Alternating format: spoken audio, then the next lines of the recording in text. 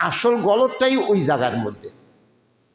সমস্যাটা ওখান থেকে সারা দেশের মধ্যে দেখবেন এই আমাদের এখান থেকে ব্লাড পাঞ্চ হয়, ব্লাড পাঞ্চ হয়ে পুরো শরীরে এটা ওই সার্কুলেশন হয়। তো ওখান থেকে আমাদের ভালো কাজ অথবা আকামগুলি সারা দেশের মধ্যে ছড়িয়ে পড়ে।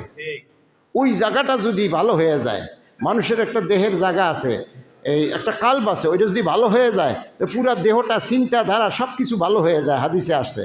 আর আমি এটার সাথে মিলে বলি, আমাদেরও একটা দেশেরও একটা হার্ট আছে, তাহলে যারা রাষ্ট্র চালায় এই নেতৃবৃন্দ, ওরা যদি ভালো হয়ে যায় পুরা জাতি রন্ধ্রে রন্ধ্রে ভালো হতে বাধ্য। কি বলেন, ঠিক কিনা?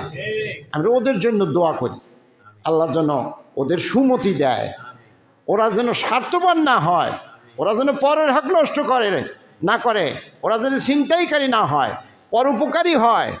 মানুষের দায়িত্ব পালন করতে গিয়ে আল্লাহর কাছে জবাব দেওয়া লাগবে, এই অনুভূতি যেন ওদের থাকে। আল্লাহ পাক সেরকম নেতৃবৃন্দ যেন আমাদের জন্য কবুল করেন, সবাই বলে আমিন। সম্মানিত হাজিরিন, শেষ কথা এটাই আমার, আজকে জুমার দিন, কিয়ামতের দিন, নির্বাচনের আগের 4-5টা জুমার ভিডিও ফেরেশতারা আমার সামনে তুলে ধরবে, আমার সামনে। এই তোমার আমলনামার গুরুত্বপূর্ণ নির্বাচনকালীন সময়ের ভিডিও দেখো।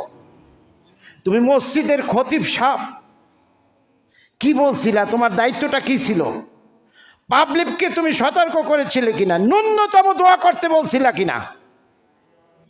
যদি না বলো, এই ফেরেশতারা হ্যান্ডকাপ লাগাও, এই খতিব সাহেবের হ্যান্ডকাপ লাগাও। আমার পক্ষ হয়ে তো ওই দিন কেউ আসবেন না, নিজেও আসামি হবেন, আমাকেও আসামি বানাবেন।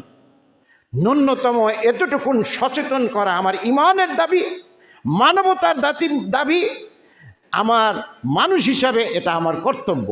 এই জন্য আমি আপনাদেরকে বললাম, আমাদের দোয়াও করতে হবে ঐক্যের জন্য, সুন্দরের জন্য, সততার জন্য, সুপথের জন্য, পরোপকারের জন্য। শ্রদ্ধা ভালোবাসা সমাজে কায়েম হোক, নেতৃবৃন্দ বিশুদ্ধ হোক। আল্লাহ পাক আমাদেরকে সে তৌফিক দান করুন। ওয়া আখিরে দাওয়ানা আনিল হামদুলিল্লাহি।